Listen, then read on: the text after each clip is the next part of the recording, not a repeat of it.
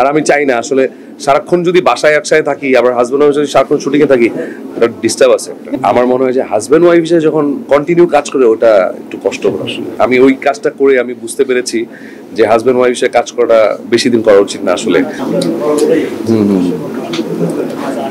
আমি এই recently just অল্প কিছুদিন আগেই একটা অনুদানের একটা ছবি শেষ করলাম, ময়নার চর নামে। মানে এটা টোটালি একটু চর কেন্দ্রিক একটা ছবি। সো আলহামদুলিল্লাহ ওটা ডাবিং এবং শুটিং সব কিছু কমপ্লিট হয়ে গেছে। আর আমি রবীন্দ্রনাথ ঠাকুরের আরেকটা ছবি শুরু করবো অনুদানেরই। হোপফুলি এটা রমজানি শুটিং শুরু হবে। সো মুভির শুটিংগুলো এই শুরু কিছু হয়েছে, কিছু শুটিং শুরু হবে। হয়তোবা একটা ওটিটি করেছিলাম মায়া, ওটাতে প্রায় রিসেন্ট টাইমই 6টা অ্যাওয়ার্ড পেয়েছি। আরেকটা বড় ওটিটি হয়তোবা স্টার্ট করব, ওটার জন্য প্ল্যান প্রোগ্রাম চলছে। কিছু বিজ্ঞাপন অলরেডি একটা বিজ্ঞাপন শেষ করলাম, কিছু এন্ডোর্সমেন্টের কথাবার্তা হয়ে আছে, সেগুলোর শুটিং হবে এই ঈদ উপলক্ষে সামনে।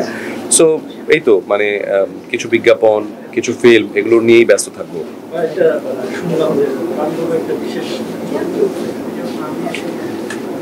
কোথায়? না না, ওরকম কোনো কথাবার্তা আমার সাথে এখনো হয়নি।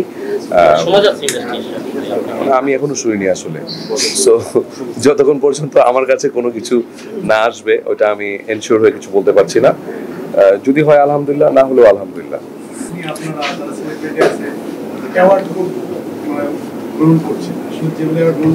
হ্যাঁ,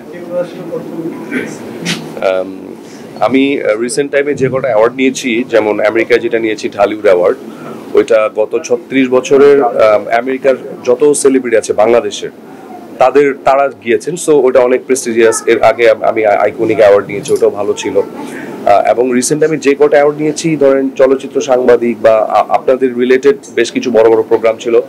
সো সবগুলোই আপনার রিকগনাইজ।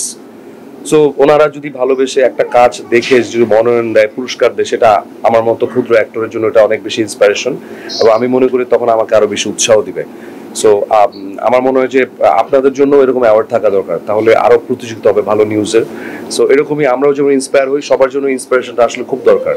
সো ইন্সপিরেশনই একজন আর্টিস্টকে আসলে আরো সামনের দিকে এগিয়ে যেতে সাহায্য করে। সো আমার মনে দরকার আছে।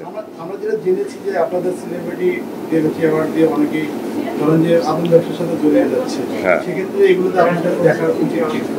মানে আমি এখন পর্যন্ত যে কটা রিকগনাইজ অ্যাওয়ার্ড শোতে গিয়েছি এরকম আমি আসলে পাইনি। কারণ আমি ওই যে বললাম না ঢালিউড অ্যাওয়ার্ড বা এই টাইপের যে অ্যাওয়ার্ড, আইকনিক অ্যাওয়ার্ড লাস্টবার করেছিলাম, আমি ওইখানে আমার সাথে এরকম আমি দেখিনি কাউকে।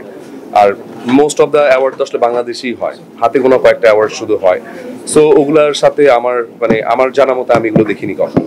সো আমি এগুলো বলতে পারবো না। ভালোবাসা দিবসে ভাবির সাথে একটা বিজ্ঞাপনে দেখলাম, অনেকে খুব পছন্দ করছে। কাজের অভিজ্ঞতা কেমন ছিল?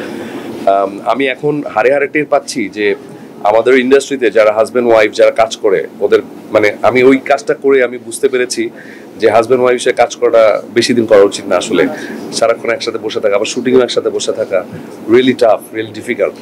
বাট আমার ওয়াইফ তো একদমই জীবনে অভিনয় করেনি। তো ওটা ওর জন্য প্রথম ছিল, ভুল করছিল। আর আমি দেখছিলাম যে নতুন অবস্থায় যখন আমি ছিলাম তখন আমার পুরোনো কথাগুলো ভাসছিল। সো হ্যাঁ, ভালো বলেছে সবাই, আমাদের অফিস থেকেও ভালো বলেছে। প্রথম কাজ হিসাবে সবার খুব প্রশংসা পেয়েছি, ওইটা ভালো। বাট আমার মনে হয় যে হাজব্যান্ড ওয়াইফ হিসেবে যখন কন্টিনিউ কাজ করে ওটা একটু কষ্টকর আসলে। নিয়মিত কাজ করবে একদমই না, ওটা জাস্ট শখ করে ওই কোম্পানি থেকে বলেছে দেখে একটা কাপল ভ্যালেন্টাইন উপলক্ষে করা, নিয়মিত করার কোনো প্ল্যানিং নাই। আর আমি চাই না আসলে সারাক্ষণ যদি বাসায় একসাথে থাকি আবার হাজব্যান্ড ওয়াইফ যদি সারাক্ষণ শুটিংয়ে থাকি, এটা ডিস্টার্ব আছে একটা।